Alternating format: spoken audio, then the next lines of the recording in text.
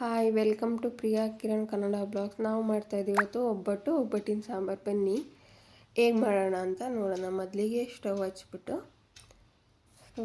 ಒಂದು ಪಾತ್ರೆಯಲ್ಲಿ ನೀರು ಬಿಸಿ ಮಾಡೋಕ್ಕಿಡೋಣ. ನೀರು ಚೆನ್ನಾಗಿ ಬಿಸಿ ಆಗಬೇಕು, ಕುದೀತಾ ಇರಲಿ ನೀರು. ಅಷ್ಟರಲ್ಲಿ ನಾವು ಒಂದು ಬೌಲ್ ತೊಗರಿಬೇಳೆ ತೊಗೊಂಡಿದ್ದೀನಿ. ನಾನು ಕಡಲೆಬೇಳೆಯಲ್ಲೂ ಮಾಡ್ತಾರೆ, ನಾನು ತೊಗರಿಬೇಳೆ ತೊಳ್ಕೊಂಡು 3-4 ಸಲ ಕ್ಲೀನಾಗಿ ವಾಶ್ ಮಾಡ್ಕೊಂಡು ಬೇಯೋದಕ್ಕೆ ಬಿಡೋಣ. ಅದು ಚೆನ್ನಾಗಿ ಸಾಫ್ಟ್ ಆಗೋ ತನಕ ಬೇಯಬೇಕು. ಅಂದರೆ ಸಾಫ್ಟು ಅಂದರೆ ಫುಲ್ಲು ಸಾಫ್ಟ್ ಆಗೋ ತನಕ ಬೇಯಕ್ಕೆ ಬಿಡೋಂಗಿಲ್ಲ, ಒಂದು ಮೀಡಿಯಮ್ಮಾಗಿ ಬೇಯಬೇಕು. ನಾನು ತೋರಿಸ್ತೀನಿ ಈ ಥರ ಬೇಯಬೇಕು ಅಂತ. ಇದು ಬೇಯ್ತಾ ಇರಲಿ. ಅಷ್ಟೊತ್ತಿಗೆ ನಾವು ಈ ಕಡೆ ಕನಕ ಕಲಿಸ್ಕೊಳ್ಳೋಣ. ಕನಕ ಅಂದರೆ ಮೈದಾ ಹಿಟ್ಟು. ನಾನು 1/4 kg ತೊಗರಿಬೇಳೆಗೆ 1/4 kg ಮೈದಾ ಹಿಟ್ಟು ತಗೊಂಡಿದ್ದೀನಿ. ಅದಕ್ಕೆ ಸ್ವಲ್ಪ ಚಿಟಿಕೆ ಅರಿಶಿನ ಹಾಕ್ಕೊಂಬಿಟ್ಟು ಮಿಕ್ಸ್ ಮಾಡ್ಕೋಬೇಕು. ಫಸ್ಟು ಹಾಗೆ ಡ್ರೈಯಾಗಿ ಮಿಕ್ಸ್ ಮಾಡ್ಕೋಬೇಕು. ಡ್ರೈಯಾಗಿ ಮಿಕ್ಸ್ ಮಾಡ್ಕೊಂಡಿದ್ದಾದಮೇಲೆ ಸ್ವಲ್ಪನೇ ನೀರು ಹಾಕ್ಕೊಂಬಿಟ್ಟು ಕಲಿಸ್ಕೋಬೇಕು.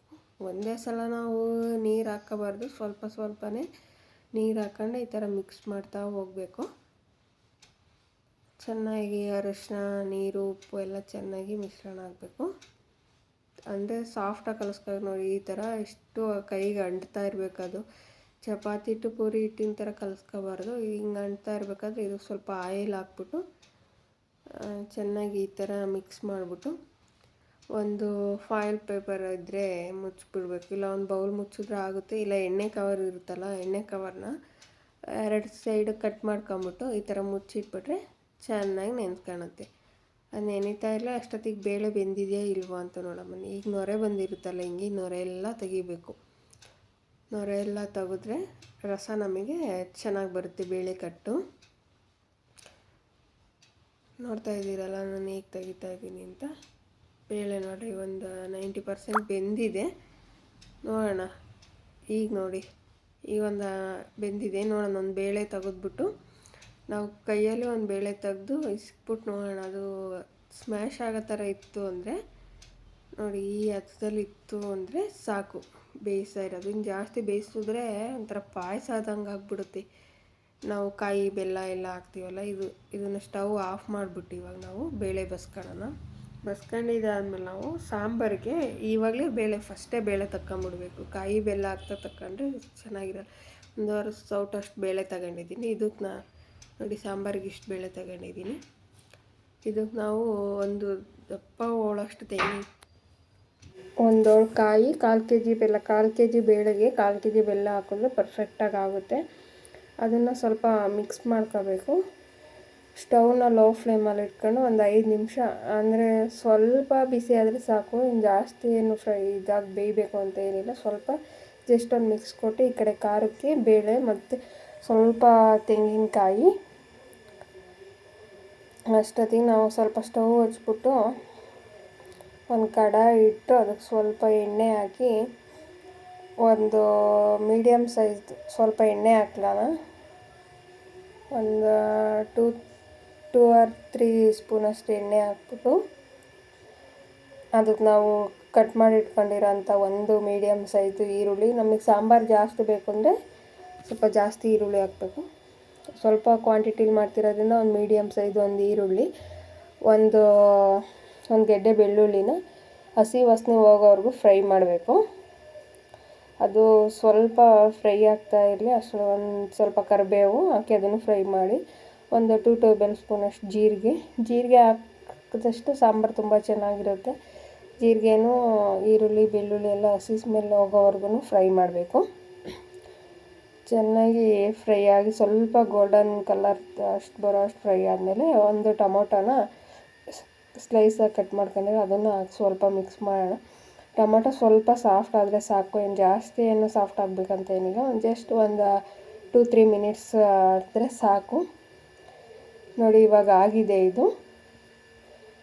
ಇದು ಖಾರಕ್ಕೆ ಸ್ವಲ್ಪ ಕೊತ್ತಂಬರಿ ಸೊಪ್ಪು, ಸ್ವಲ್ಪ ಹುಣಸೆಹಣ್ಣು. ನಿಮಗೆ ಹುಳಿ ಎಷ್ಟು ಬೇಕು, ಟೊಮೊಟೊ ಬೇರೆ ಹಾಕಿರ್ತೀವಲ್ಲ, ಹುಳಿ ಎಷ್ಟು ಬೇಕು ಅಷ್ಟು ನೋಡ್ಕೊಂಡು ಹಾಕೋಬೇಕು. ಒಂದು 2 ಸ್ಪೂನಷ್ಟು red chilli powder. Chilli powder ಬೇಡ ಅಂದರೆ ನೀವು ಬ್ಯಾಡಗಿ ಮೆಣಸಿನ್ಕಾಯಿನ ಸ್ವಲ್ಪ ಎಣ್ಣೆಲಿ ಫ್ರೈ ಮಾಡ್ಕೊಂಬಿಟ್ಟು ಹಾಕಬೇಕು. ನನ್ನ ಹತ್ರ ಇರಲಿಲ್ಲ, ಹಂಗಾಗಿ ನಾನು ಬ್ಯಾಡಗಿ ಮೆಣಸಿನ್ಕಾಯಿ ಪುಡಿನೇ ಹಾಕ್ತಾಯಿದ್ದೀನಿ. ಈಗ ಹುರಿದಿದ್ದೀವಲ್ಲ ಇದನ್ನು ಅದಕ್ಕೆ ಟ್ರಾನ್ಸ್ಫರ್ ಮಾಡೋಣ.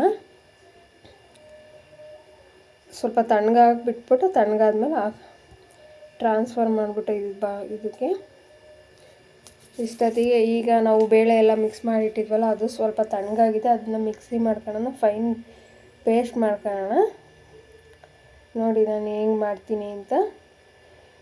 ಇದೇ ಅಳತೆಯಲ್ಲಿ ನೀವು ಮಾಡಿದ್ರೆ ಪರ್ಫೆಕ್ಟಾಗಿ ಒಬ್ಬಟ್ಟು ಬರುತ್ತೆ. ಒಬ್ಬೊಬ್ರು ಕಿತ್ತೋಗುತ್ತೆ, ನಮಗೆ ಬರೋಲ್ಲ, ತೆಳ್ಳಗಾಯ್ತು ಅಂತಾರೆ. ನೋಡಿ ಎಷ್ಟು ಸಾಫ್ಟಾಗಿ ಎಷ್ಟು ಪರ್ಫೆಕ್ಟಾಗಿ ಬಂದಿದೆ ಅಂತ. ಹೂರ್ಣ ರೆಡಿ ಆಗಿದೆ. ಅದೇ ಜಾರಿಗೆ ನಾನು ಖಾರ ಸಾಂಬಾರಿಗೆ ಮಸಾಲೆ ಇಟ್ಟಿದ್ನಲ್ಲ ಅದನ್ನು ಹಾಕೊಂಬಿಟ್ಟು ಫೈನ್ ಪೇಸ್ಟ್ ಮಾಡಿ ಸ್ವಲ್ಪ ನೀರು ಹಾಕೊಂಬಿಟ್ಟು ಅದಕ್ಕೂ ಅಷ್ಟೇ ಎಲ್ಲದನ್ನೂ ಹಾಕಿ ಸ್ವಲ್ಪ ನೀರು ಹಾಕ್ಬಿಟ್ಟು ಫೈನ್ ಪೇಸ್ಟ್ ಮಾಡ್ಕೊಳ್ಳೋಣ. ಅದು ಪೇಸ್ಟ್ ಹಾಕ್ತೀನಿ. ಈ ಕಡೆ ಒಂದು ಬಾಣಲಿ ತಪ್ಪಲಿ ಇಟ್ಕೊಂಡು ಅದಕ್ಕೆ ಒಂದು 3 to 4 ಸ್ಪೂನಷ್ಟು ಆಯಿಲ್ ಹಾಕೊಂಬಿಟ್ಟು ಬಿಸಿ ಮಾಡೋಕ್ಕೆ ಬಿಡೋಣ. ಅದು ಸ್ವಲ್ಪ ಬಿಸಿ ಆಗಲಿ.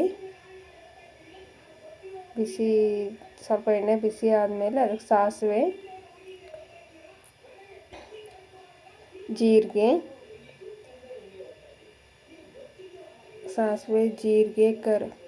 ಬೆಳ್ಳುಳ್ಳಿ ಜಜ್ಕೊಂಬಿಟ್ಟು ತಗೋಬೇಕು. ಫ್ಲೇವರ್ ಎಲ್ಲ ಚೆನ್ನಾಗಿ ಬಿಡ್ಕೊಳುತ್ತೆ. ಕರಿಬೇವು, ಸ್ವಲ್ಪ ಕರಿಬೇವು, ಒಂದು 2, 3, 4 ಒಣಮೆಣ್ಸಿನ್ಕಾಯಿ ಮುರಿದಾದ್ರೂ ಹಾಕ್ಕೋಬೋದು, ಹಂಗೇನಾದರೂ ಹಾಕ್ಕೋಬೋದು. ನಾನು ಹಂಗೆ ಹಾಕ್ಕೊಂಡಿದ್ದೀನಿ. ಮುರಿದ್ರೆ ಸ್ವಲ್ಪ ಖಾರ ಜಾಸ್ತಿ ಆಗುತ್ತೆ ಅಂತ ಹಾಕೊಂಬಿಟ್ಟು ಸ್ವಲ್ಪ ಫ್ರೈ ಮಾಡೋಣ.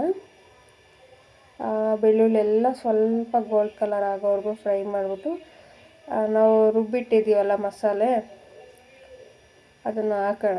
ಅದನ್ನು ಹಾಕಿ ಕುದಿಸೋಣ. ಈಗ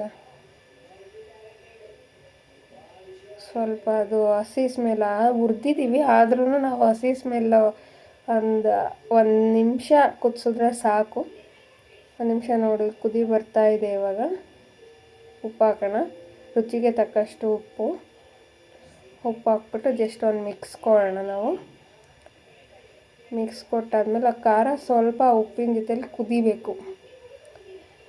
ಕುದಿ ಬಂದಮೇಲೆ ನಾವು ನೋಡಿ ಈಗ ಕುದೀತಾ ಇದೆಯಲ್ಲ, ಈ ಥರ ಕುದಿ ಬಂದಮೇಲೆ ನಾವು ಬೇಳೆ ಕಟ್ಟಿಟ್ಟಿದ್ವಲ್ಲ ರಸ ಅದನ್ನು ಇವಾಗ ಮಿಕ್ಸ್ ಮಾಡಬೇಕು. ಇದಕ್ಕೆ ಮಿಕ್ಸ್ ಮಾಡಿಬಿಟ್ಟು ಖಾರ ರಸ ಎಲ್ಲ ಮಿಕ್ಸ್ ಆಗೋ ಥರ ಸ್ವಲ್ಪ ಕೈ ಆಡಿಸ್ಬೇಕು. ತಿರುಗ್ತಾ ಮಿಕ್ಸ್ ಮಾಡ್ತಾ ಇರಬೇಕು. ನಾವು ಹೂರ್ಣ ರುಬ್ಬಿದ್ವಲ್ಲ ಆವಾಗಲೇ, ಅದು ಸ್ವಲ್ಪ ಚಿಕ್ಕ ಸೈಜ್ ಒಂದು ಸ್ವಲ್ಪ ತಗೊಂಬಿಟ್ಟು ಅದನ್ನ ಹಾಕೋಬೇಕು. ಹೂರ್ಣ ಹಾಕೋದ್ರಿಂದ ಟೇಸ್ಟ್ ತುಂಬ ಚೆನ್ನಾಗಿರುತ್ತೆ. ಅಂದರೆ ಸ್ವಲ್ಪ ಸ್ವೀಟ್ನೆಸ್ ಬರುತ್ತೆ. ಸ್ವೀಟ್ ಬೇಡ ಅನ್ನೋರು ಹೂರ್ಣ ಸ್ಕಿಪ್ ಮಾಡಿ, ಬೇಕು ಅನ್ನೋರು ಮಾತ್ರ ಹಾಕ್ಕೊಳ್ಳಿ. ನೋಡಿ ಸಾರು ಕುದಿ ಬರ್ತಾ ಇದೆ. ಇವಾಗ ನಾವು ಫ್ಲೇಮ್ ಆಫ್ ಮಾಡ್ತಾಯಿದ್ದೀನಿ ನಾನು. ಸಾಕು ಇಷ್ಟು ಕುದಿ ಬಂದರೆ. ಲಾಸ್ಟಲ್ಲಿ ಕೊತ್ತಂಬರಿ ಸೊಪ್ಪು ಹೆಚ್ಚಿಟ್ಟಿದ್ನಲ್ಲ ಅದನ್ನು ಹಾಕ್ತಾಯಿದ್ದೀನಿ. ಕೊತ್ತಂಬರಿ ಸೊಪ್ಪು ಹಾಕ್ಬಿಟ್ಟು ಸ್ವಲ್ಪ ಒಂದು ಮಿಕ್ಸ್ ಮಾಡಿಬಿಟ್ಟು ಮಿಕ್ಸ್ ಮಾಡಿಬಿಟ್ಟು ಲಿಡ್ನ ಕ್ಲೋಸ್ ಮಾಡಿ ಫ್ಲೇಮ್ ಆಫ್ ಮಾಡ್ತಾಯಿದ್ದೀನಿ. ಅಷ್ಟರಲ್ಲಿ ನಮ್ಮದು ಕನಕ ಎಲ್ಲ ನೆಂದಿದೆ. ಇವಾಗ ನಾವು ಒಬ್ಬಟ್ಟು ತೊಟ್ಟೋಣ. ಬನ್ನಿ ಹೇಗೆ ಒಬ್ಬಟ್ಟು ಮಾಡೋಣ, ಒಬ್ಬಟ್ಟು ತೊಟ್ಟೋದಂತ ತೋರಿಸ್ತೀನಿ.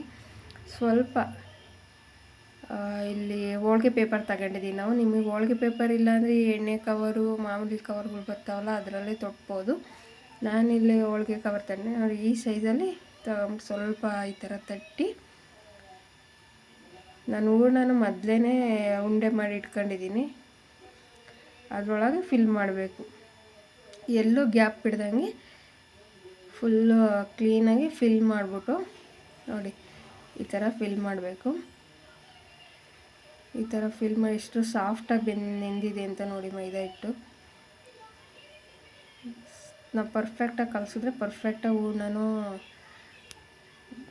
ಕನಕನೂ ಬರುತ್ತೆ. ನೋಡಿ ಒಬ್ಬಟ್ಟು ಈ ಥರ ಆಗುತ್ತೆ. ಸ್ವಲ್ಪ ಹಂಚಿಟ್ಬಿಟ್ಟು ಅದಕ್ಕೆ ಸ್ವಲ್ಪ ಎಣ್ಣೆ ಸವರಬೇಕು. ಎಣ್ಣೆ ಹಾಕಲಿಲ್ಲ ಅಂದರೆ ನಡೆಯುತ್ತದೆ, ಫಸ್ಟ್ ಅಲ್ವಾ, ಸ್ವಲ್ಪ ಎಣ್ಣೆ ಹಾಕಲೇಬೇಕು. ಒಬ್ಬಟ್ಟು ಹಾಕ್ಬಿಟ್ಟು ನಿಧಾನಕ್ಕೆ ಒಬ್ಬ ಶೀಟ್ ತೆಗೆಯೋಣ.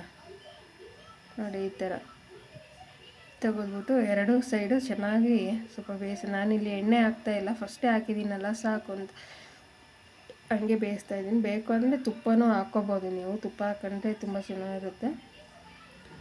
ನಾನಿಲ್ಲಿ ಎಣ್ಣೆಲೇ ಮಾಡ್ತಾಯಿದ್ದೀನಿ. ನೋಡಿ ಫ್ರೆಂಡ್ಸ್ ಹೆಂಗೆ ಬಂದಿದೆ, ಸೂಪರ್ ಸಾಫ್ಟಾಗಿರೋಂಥ ಒಬ್ಬಟ್ಟು ರೆಡಿಯಾಗಿದೆ. ನೀವು ಮಾಡಿ ಫ್ರೆಂಡ್ಸ್. ಇಷ್ಟ ಆದರೆ ಒಂದು ಲೈಕ್ ಮಾಡಿ, ಶೇರ್ ಮಾಡಿ ಫ್ರೆಂಡ್ಸ್.